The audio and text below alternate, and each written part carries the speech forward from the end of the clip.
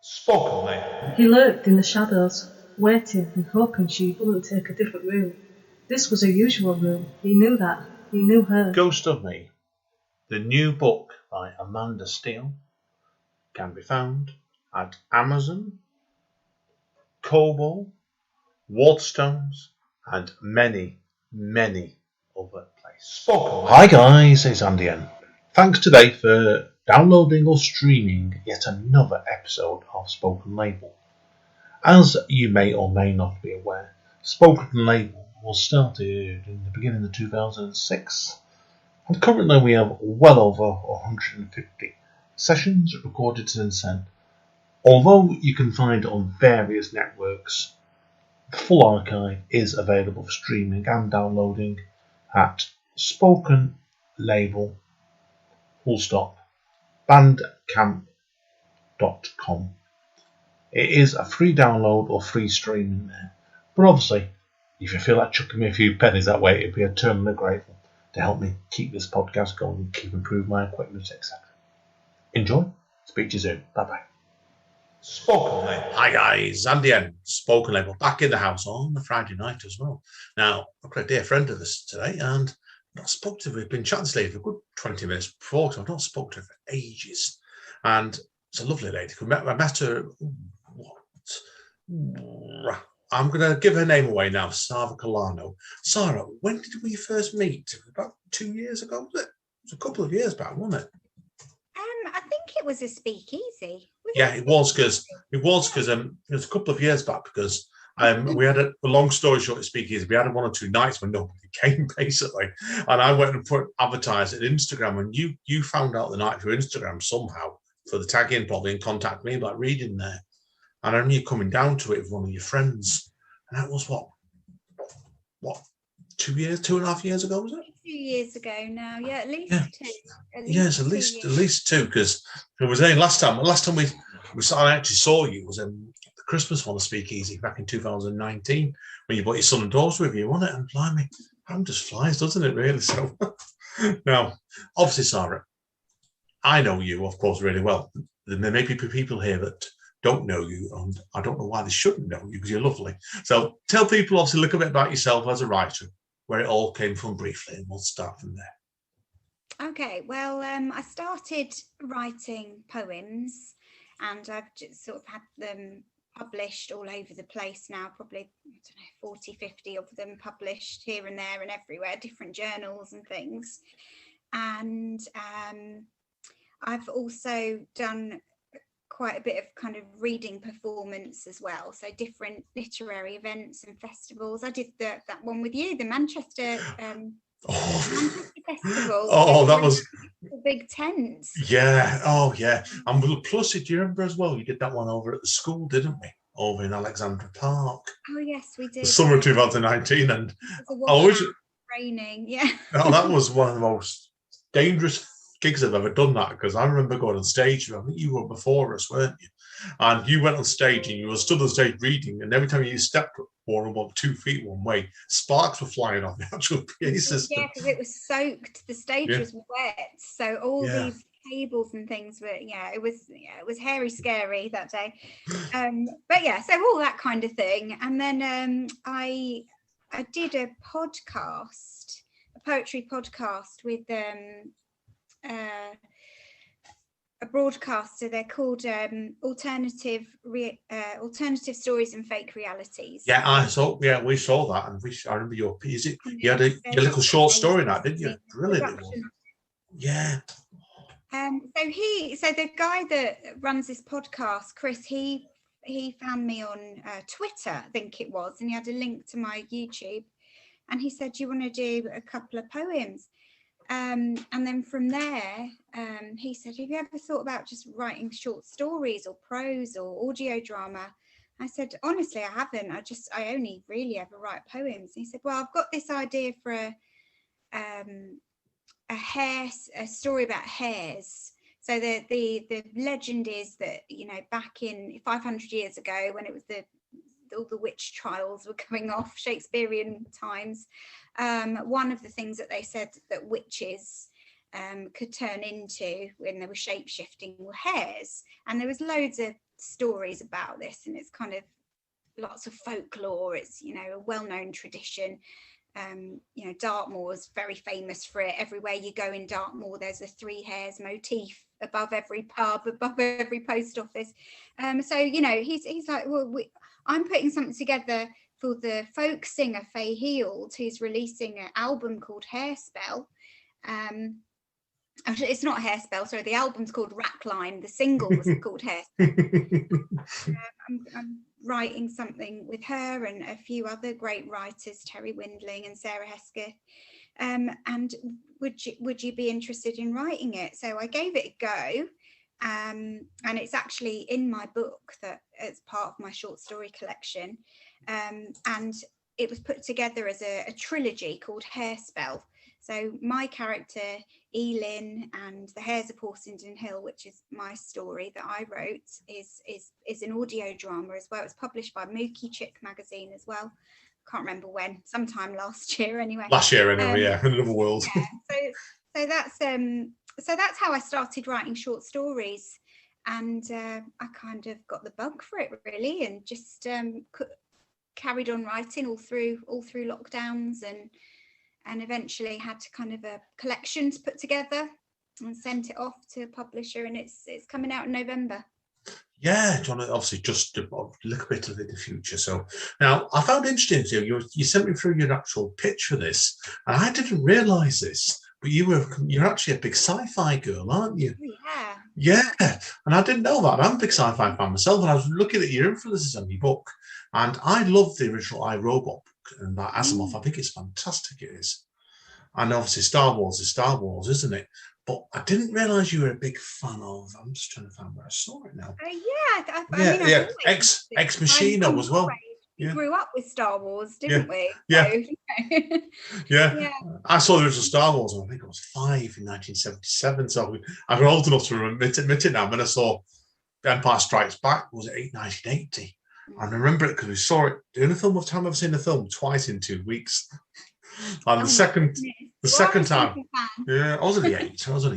Second time I was remember because my sister went along with me, and she couldn't go the first time for some reason, but she wanted to go see the original Star Wars Empire Strikes Back, come back to back in the cinema, and I remember being sick as anything after halfway through the Empire Strikes Back. Oh, what a shame to miss that. I know. That's my favourite one, The Empire Strikes Back. Yeah, definitely me as well. So I know, as I said, I love the fact when you mentioned more recent stuff like Ex Machina as well, because I only saw that last year during lockdown time. I hadn't seen it. Well, I mean, because I teach media studies, so into robot sci-fi especially. One of the things I teach is kind of this idea of the fembot all the way back through, to the original one, Maria, back in 1920, the black and white Maria, going through all the... Yeah. Metamorphosis is just absolutely phenomenal, yeah. And then, finishing up with quite modern ones like Scarlett Johansson's Her, and an Ex Machina as well, Alex Garland's Ex Machina. Yeah, there was the one came out last year, and I'm trying to remember the name of it now as well. Oh, yikes, mine's gone blank. We saw one recently as well. Went straight to streaming about a bloke that had brought his wife back to life as a robot. So I've got the name of it. Yeah. I'll get the name for you. Kind of Frankenstein sort of story. Yeah. Yeah, and then there's all the Japanese ones as well, like the Ghost in the Machine and the anime ones. So I've got like I suppose it was always waiting for me to write it. The problem I always found with it is I loved these stories, but they just weren't speaking for me. I wanted to write a robot sci-fi which told a different story, so I didn't want this kind of fetishized fembot, and I didn't want it. I wanted it to be, because these robots, they are always kind of a metaphor for the marginalized in society somehow, and in many ways they're better than us, and in other ways they're in complete servitude as well, and they're always a metaphor for how we treat people that we see as lesser in society, the people on the fringes. or the people who just don't have enough rights like other people do. Yeah. And as a group, so they're always a metaphor for that. And I love the exploration of that in all these sci-fi films. But I always felt that the story I wanted to tell is always missing from it. The narratives that I think are important are missing. Yeah. And I was watching what spurred me on to do it was a TED talk, actually. And it was, I'm going to say her name wrong now, Chimamanda Ngozi Adichie, the actor. She's now a Hollywood actor. You know, she's in Black Panther and massive films now. But she gave a TED talk on the danger of a single story. And she said, as an African, she'd always heard loads of narratives about America, white America, but Americans had only heard one or two narratives about Africa. And she said in that TED talk, you need to write the story that you want to read. If stories are not speaking for you, you need to write the one that speaks for you. And that's why I wanted to write it, because I love robot sci-fi, but none of them were putting a story across that I felt was right.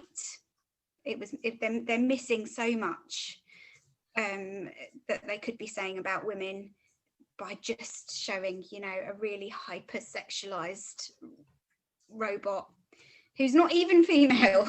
It's a robot. Yeah. Completely. I get you completely right about it straight away. So, and it's obviously like this is led into your book itself now. The people who are interested, obviously, you give it a slightly different name for your robots as well, didn't you? Calling it IGO. Yes. Yeah. Tell us about the inspiration behind that, because that's quite an interesting story. Why you went down that path. It's got quite a lot of backstory, the IGO, actually. So I think the earliest it's taken from the phrase there but for the grace of God I go. And so I think the earliest time that phrase was recognised was the 16th century, and it was applied by John Bradford to a group of prisoners who were about to be executed. And then I think it's in the Bible as well. It's even earlier in the Bible from the Corinthians. And that was about, you know, people being persecuted because they believed in a certain God and they were persecuted. And in the Corinthians, it's all about, you know, you have to put yourself in their shoes, not see them as the other, have some human empathy for them. So even as far back as that. And then more recently, there's a poem as well, Simborka, by Simborka.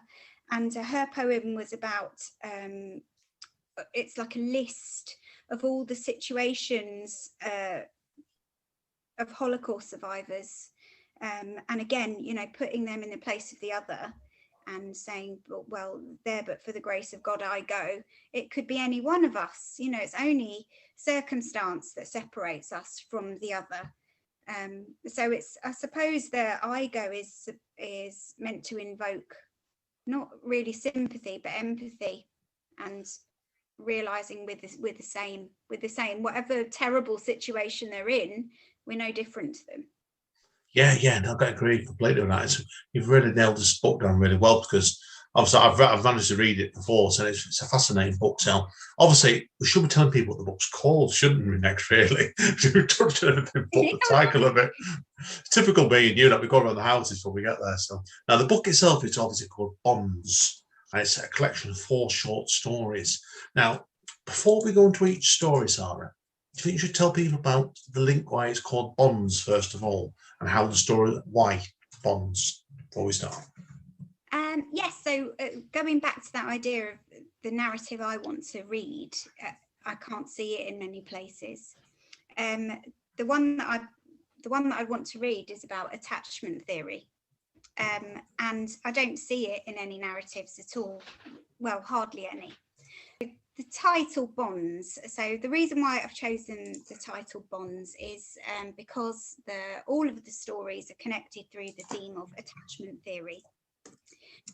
So the idea of attachment theory is that if you are well attached to your primary caregiver in your most formative years as an infant and as a small child, you're probably going to grow up to be okay. And if your attachment is damaged or broken in some way, or it can't be repaired quickly enough, if there is some sort of separation or something like that, or just if the attachment isn't strong enough for whatever reason, then later on down the line, that infant is probably going to have attachment disorders, which can lead to all kinds of problems in life. You know, the obvious one is their relationships and how they bond with other people, but it can also lead to, you know, problems with addiction and neurosis and all kinds of suffering. That starts very early on. When you're the most vulnerable, when you're the most smallest, you need those secure attachments. And what I have felt personally since becoming a parent is that our society is just intent on separating children too early from those attachments that they need. You know, we're told to expect them to sleep on their own when they're not developmentally ready. We're told to wean them before they're ready. And you know, they sent this, especially in our country, they're sent to school far younger than they are in other countries. The expectations on them are not in line with, you know, biological norms. So the World Health Organization, for example, says that children should ideally be breastfed till they're at least 2 years old. Wow. Okay. Yeah. And if you left them onto their own devices, they would naturally wean at around 4 years old. And that is the norm when people are left alone, you know, to their own devices. But, you know, we have profit-making formula companies. We have corporations that want to take that work that women are doing importantly for their own children and put them back in the workplace, which, you know, I'm a big advocate of a 24-month maternity leave so that you can meet that developmental milestone for your child if that's what they're biologically primed to need as mammals. So all of that is tied in with my stories about bonds, and it's all about how we are, as a society, we're expected to break those bonds very early on, and it means that there are problems down the line for all of us. If we have a whole society of people that are not attached properly, that have attachment disorders, where does that leave us in the future? What will society be like if we're all kind of wrenched away from our primary attachments too early?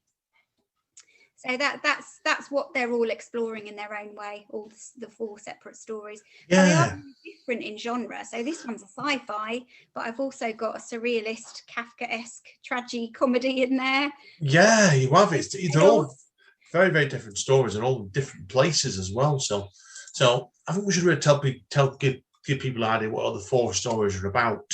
Now, you had the first one, and I'm going to get the pronunciation wrong of this. It's Machina X Dex. Have I got that right? It's Machina X Dex. Oh, nowhere near then. Nowhere near. That's the robot one, yeah. Yeah, I got a lot of the undertones in the Middle East in that story. It was the longest piece of the 4. But what made you write this one first of all then? So yeah, it is the Middle East. So it's kind of a Abu Dhabi in the future, far off in the future, about 100 years or so, bit more, and it's set in a time where society as we know it now has gone. It's finished. There's been kind of, you know, a global climate disaster, and the few people that are left have managed to kind of colonize these cities that were in the deserts because they were already built to withstand kind of heat, and because they're deserted, they're ready to move in and use. So that's the setting, and within this futuristic world, there are Igos from the old world, sort of in between our time and the time that the story's set in. These Igos have come into play, and they're really kind of just used for domestic, like looking after children. They're like an au pair most of the time, and kind of just menial duties, that kind of thing. Brilliant. So they exist in that time as well. Okay, then you went to your second story, somewhere a lot more local, basically, because obviously people don't know us. Obviously, we're both from Manchester based, but the second one, you're in Bagley Brook, which, if my memory is correct, that's right on the outskirts of Wythenshawe. Is that the same place we're talking about here, or something else? Yes.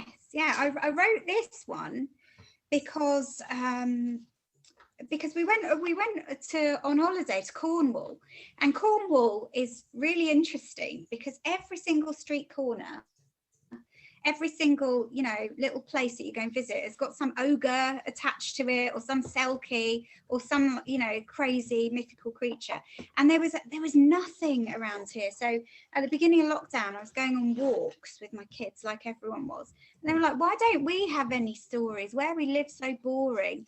And I honestly looked, like, I spent a long time on Google looking for these kind of mythical creatures that might be tied up with where we live, and there was nothing.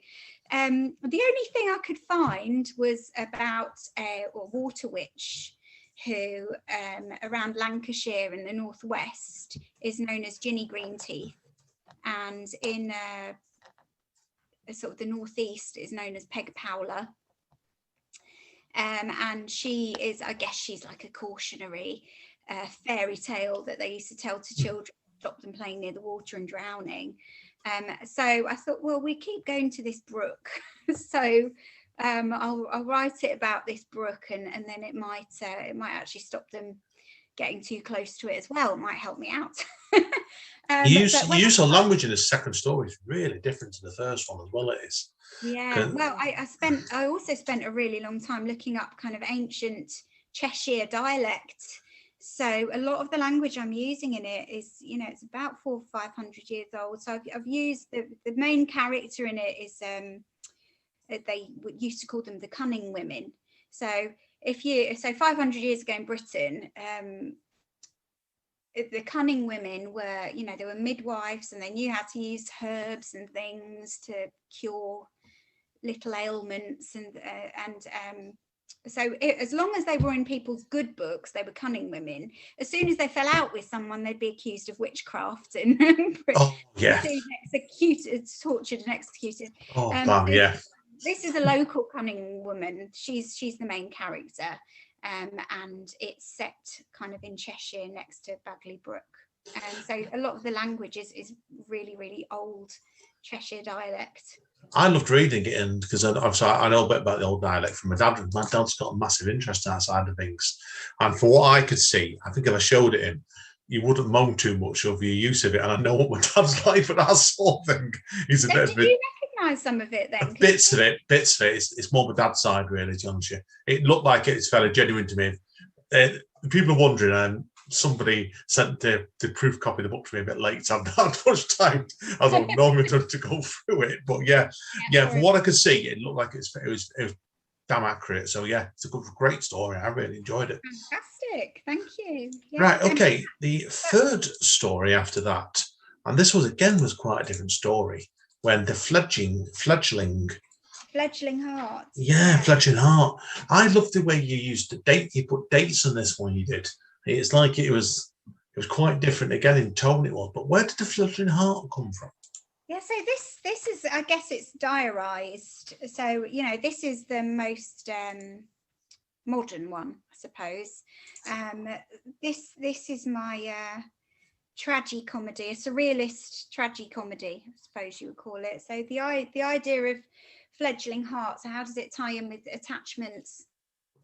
I was looking at how people juggle when they have a responsibility, or when they have a tie to something that gets in the way of how they function every day. How do they cope with that at work and in their day-to-day relationships with people and their partners and their friends? How do you suddenly juggle this enormous responsibility that you have, and that you could never ditch? You could never turn your back on it. So the premise of the book is that the story is there's a very normal kind of 20, 21 type woman, and she's one day her heart just bursts out of her chest and she's got to carry it around and deal with it being outside her body. And that's the premise of the story. So it starts off in quite a surrealist way, but the further it goes on, the more you just kind of accept that's what's happened, and what the practicalities around that. How do you deal with that? Yeah, it is a bit. It was. I found that story. Obviously, the second one was more like arguably folklore. Your first one was real sci-fi. I found this the most surreal of the three stories to this point. I had certainly. I mean, very enjoyable. So yeah. Now, what you caught me out on was we went to the fourth story, the concluding one, and I think you lived on this area at one point, if my memory is correct. It's Horsham Hill. Yeah, that's Ealing Way, if my memory is correct, in London, that's isn't where it? I'm from. Yeah. Yeah, I thought you were driven that way. That's why. So what drew you to write about this? I'm guessing this is another folklore story, is it? The Hares of Horsham Hill. Yeah, so this was the one that I was prompted to write it by Chris Gregory, who runs the Alternative Stories Fake Reality. So it was as part of the Hairspell trilogy, and it was one of the characters, Elin. It's her story. Right, yeah, that explains why now. Yeah. So this is about a year before, not a year. It's a few months before Hairspell happens. So it's kind of like a prequel to Hairspell. Yeah, of course. So straight away. So was this out of the four stories the first one I got wrote then, was it?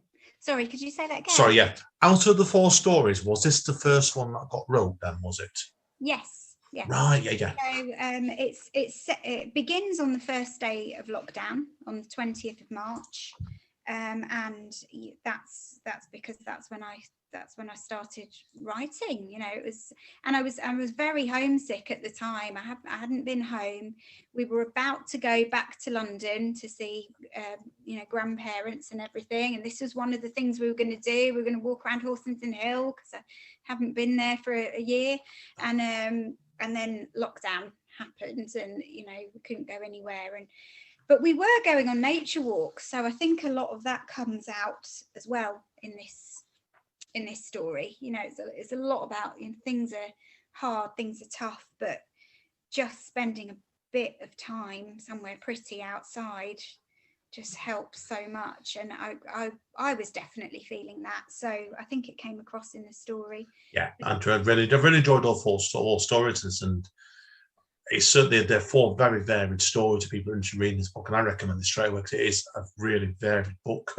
And it feels like they're all tied together. What you said, Sarah, straight away, and it's been well thought out. Straight away, you can see that, because I know you well enough by now with that. So, but okay, now obviously then, now with this obviously been the four stories put together. Then, was there any other plans to be more stories, or was it always going to be four stories? This book, do you think? Well, what I found was I didn't really have a plan.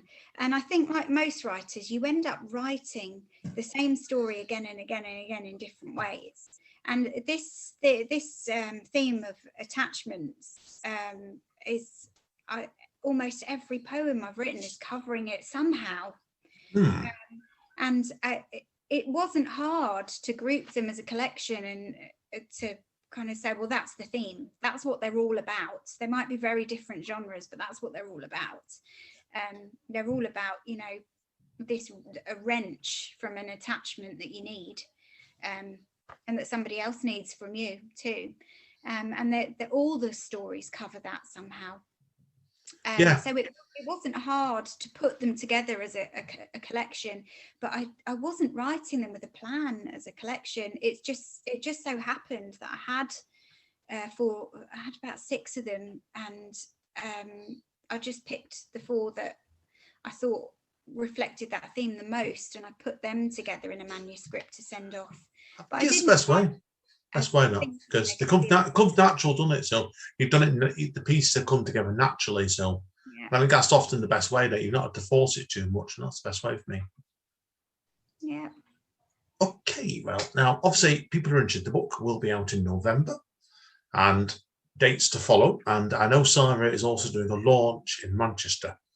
Obviously, hopefully this will be in a post-COVID world. Fingers crossed. Fingers crossed. Obviously, the way things are going at the moment, we don't know what's going to happen from week to week in this world at the moment. So, well, fingers crossed. If it's in a post-COVID world, I'm definitely going to be there for that. So Sarah, if people want to find out more about you, where are the best going? First of all, so this book will be out with CAAB Publishing. So they're like a small indie press. So they're doing this book. But if you wanted to see any poems, I'm on social media. I'm on Insta, Twitter, and Facebook. So it's Sara Culleno Poetry, and you can find sort of links to what I've written on those places. I should have asked you, I missed a question off here, so we'll do this as a conclusion question then. Do you have any sort of ideas where you'd like your writing to go after this then, at the moment? Well, I'm working on a much longer story, so it'll probably be book length on its own, I would think, by the time it's finished. So I suppose that's my next thing. Watch your space. That's it. Yeah, I'm not going to ask you for any specific spoilers. It's not fair to ask you that. So, but definitely not good love it. As I said, so hopefully we'll be able to get the launch cheering you on, right? So, fingers crossed. Yeah, fingers crossed. Now, everyone's wondering. We're going to take a quick break now. Let Sarah get composed.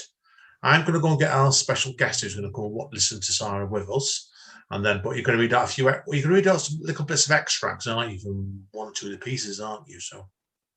Yeah. I'll just read out a little bit from each one. Sounds good to me. Okay, hang around, everybody. I love Sarah's work. She's extraordinary. See you one. Thanks, Andy. Thank you. Spoken, mate. Hi, guys. Okay, I'm still here with Sarah, and we've got hopefully a special guest to us. Who's the special guest? I'm just the audience. And who's the audience? Amanda, the boss, right? So the boss is going to be listening here because she's known Sarah as long as I have. So, okay, Sarah, I know you're going to do some extracts for us, aren't you? So, over to you. Okay, so this is an extract from Machina Ex Deus, and it's the beginning of Sirona's story, so it's her narrative. My office has a glorious vista. The aspect is a dazzling panorama stretching over the university campus and Sadiat district in the north, a glittering crop of upward slicing crystalline stalagmite skyscrapers.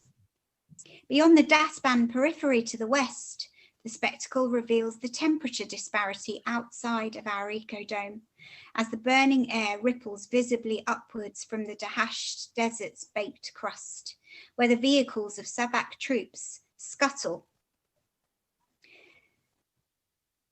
in the heat like beetles. Intermittently, spray drones carry native flora seeds of Athley and Rhynth to germinate in whatever is left of the wetlands to the southeast beyond. My home in Yazland is to the south, separated from nearby districts by vast expanses of fat, flat freeways built by the old order slaves.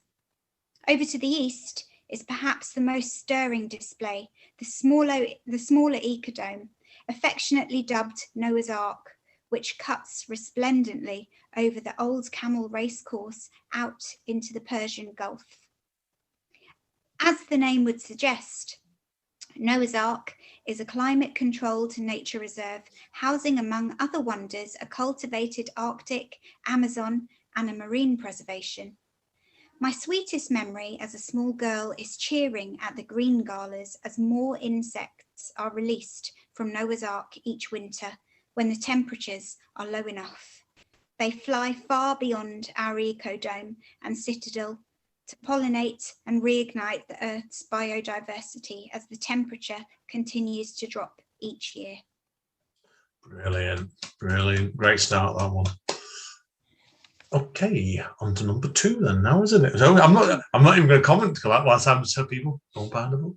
Okay, so the second one is from The Legend of Bagley Brook, and it's at the point where Oma is with her grandson and he's begging her to tell him a bedtime story. He likes scary stories, so she tells him the legend of Peg Powler. Right, so tell me a nominee tale, tall tale, Oma, A smuggler's tale, he asked. In recent nights, Omer had with some trepidation, given the hatchling's tender age, recounted terrifying old maritime stories, passed along the hidden Wallasey tunnels and taverns along the Mersey's riverbanks. Still, the boy's morbid fascination with such ordeals led him to beg her each night for another. Even as Omer cushioned her hatchling in an embrace, she could not avoid the foreboding she felt so acutely with each night's request. The child was gauby soft with sweetness, and so with angst and misgiving she began her yarn. The Fremfolk sailors who traversed the Great Orme regaled accounts of an old submerged church bell tolling out a cloudy disturbance from under the sea. It travelled to the coasts of North Wales, recited in the alehouses of the Hoylake beaches and the mizzled banks of the Mersey, till it trickled along the eye of our own Bagley Brook. The tale of old Peg Powler. Omer, who is Peg Powler? The hatchling asked. And Omer dreaded his innocent calfish gur, knowing he would be most afeard of the monster. Still, it would keep him on the safer hassock grasses and away from the moiling mismays of the water's rundle edge, where he was prone to absent-mindedly loppen. Why, she's my own bête noire, lad, Omer replied. Then she sang sweet and low a song of an old adversary who had made to snatch each of her grandsons at least once during their loomist years. Peg is Gefion's Merweth, dividing land and sea. She's Grendel's vengeful Mordor, Ides the Valkyrie. Peg Powler, high green ghostess, with crown of tresses green, her ribboned reeds and lacing weeds and manacles unseen. With skin of frog and fingers webbed, she rides a log half sunk, her skins disguised in garments sewn of algae and gunk. Peg tangles wading ankles from shallows to the deep, her ginny green teeth dragging catches silently to sleep. The surface scum is old Peg's cream to warn of the child drowner. You'll know her by the water's froth, the suds of old Peg Powler. Brilliant. A bit scary, that one. Slightly. Yeah. Right, so the next one I've got is the beginning of Fledgling Heart. So it's not a plot spoiler because it's right at the start when this big action happens in media res. So the Fledgling Heart, Tuesday, 6th of November, 2018. It was the early hours when my heart fell out. I had taken myself off to bed around 7 p.m, feeling a trifle off colour, but not suspecting anything so serious. Quietly, so as not to wake Paul, I crept downstairs. As I rummaged around the back of the fridge, hunting for some Gaviscon, a burning line seared vertically somewhere between my navel and my chin. I tore open my nightshirt as, to my horror, a deep red welted streak appeared like an ugly slug-like stretch mark and rapidly began to split into a tear. It's so beyond what I can begin to understand, I'm going to try and write it down. Maybe it will stop me going mad. Honestly, looking back, I couldn't say now whether I actually heard a rip or if this is my mind's attempt to embody the pain. A jarring, gruff, unexpected rupture. Oh, it was bitter, to the sound of a pair of jeans ripped in January after too many mince pies. Underneath my cracking ribs pulsed a thunder. The thudding of it shook my whole torso, building in tempo, until finally my heart burst forth from the gash in my chest and performed a bouncing commando roll onto the kitchen tiles, 5 feet away. It made quite a grisly mess, I can tell you. Incredibly, my first thought was how I could hope to clean it all up. Then my full attention turned to the pitiful thing, and hand on heart, if I still had one, I can truthfully swear this is where my full attention has been ever since. Brilliant. It's gory and pulsing, its tender meats exposed to germs and cold, veins and tentacles flayed around distressingly, searching out the nervous system which had only just ejected it. Instinctively, I rushed to my heart, scooped the thing up, but beyond instinct, I'm not sure what I was doing at all. The fact that I had survived an injury which should have killed me had not yet dawned on me. Brilliant. I cut you off a little bit a second. I thought you paused and that was it then. You never said brilliant about 30 seconds ago. I think you enjoyed it on Amanda there, didn't you? That's my favourite. Yeah, I knew Amanda would like that one then because of the gore elements in it. Anyone knows Amanda, we know you like your gore. So no, brilliant. No, it's great stuff all around. So okay. On the last one now, aren't we? About your old neck of the woods, Ealing now. Yeah, that's right. Yeah, so this is The Hares of Horsenden Hill. So this is at the point where Elin has, her phone's been bothering her for various reasons, and she's finished for work. It's the last day of lockdown, and she's decided she's not going to go home. She's going to take a walk around Horsenden Hill in the woods and kind of clear her head a bit. So, as if to dissuade her from her intentions for seclusion, Elaine's handbag vibrated an alert. Irritation turned to surprise as she remembered she had switched her phone to flight mode. Receiving notifications was impossible. Perplexed, Elaine stopped walking, put her backpack down, and fished around in her handbag to make sure she would not be disturbed again. Eerily, her device did indeed appear to be where she left it. Even odder still was a rogue text message which had managed to intrude in spite of her precautions. Without unlocking her phone to unleash the invasive text, Elin could only see the first character of the message, a ghostly stenciled silhouette of a rabbit or a hare. Curiosity won, and Elin followed the white rabbit down the hole. I know more about hares than you can ever imagine. I can show you how that feels. I can answer your questions and help with your labours. RSVP for details. Spam, Elin immediately said out loud. But a deep movement within her had shifted subtly, and it caviled at her silently until Elin had to read the proposal again. Who is this? How do they know about my environmental writing or about my labours? Elin switched the phone off. In spite of the backpack's weight, she decided not to head straight home. The evenings had recently turned brighter, and she never normally returned from work so early. Instead, Elin walked away from the albatross of labels and debt in her rented apartment and headed along Witton Avenue East to turn left into Whittler's Woods to mull over the mystifying invitation. Under those ancient oaks, the oppressive containment of the tube wisped up into the rustling cool of afternoon leaves, following its own willow. Her backpack felt lighter, her lungs filled with the ground's earthy musk, permeating up through the London clay and Dollis Hill gravel. Swishing canopies of fresh green brushed to clear the air. Superb, superb. Oh, bravo, was it saying? Thanks, Sarah. Now, see, just to clarify, people are interested. You said before they can pick up the book from the publishers, can't they? Will it also be available on all good and evil booksellers as well? For example, Amazon.